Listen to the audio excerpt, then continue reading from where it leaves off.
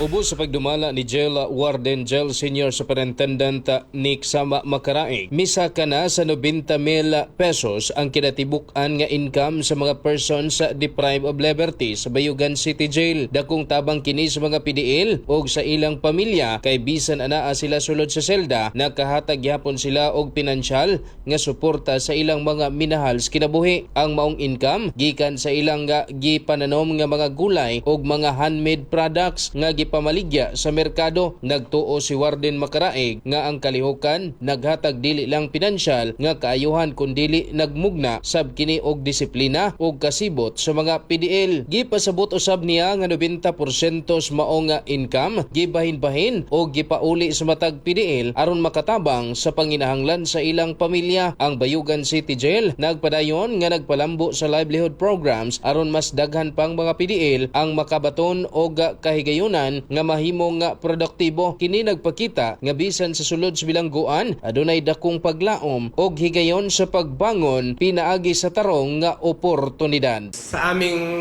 audit po last quarter is ito ay umaabot ng 90,000 ang average ng ang sales nato. And ang 90,000 sir, 90% diyan is ang 90% ng net ng kinikita ng PDL is napupunta sa kanila po. And ayun po yung ginagamit nila para makatulong sa kanilang mga pamilya kahit na nandito po sila sa loob ng piitan. Mga katropa, aron kanunay himsog ang atong panglawas, inom kanunay sa Santon Plus Gold. Alang sa daghang Pilipino para sa Pilipinas, kini si katropang Real Buro Alinton, ex-FM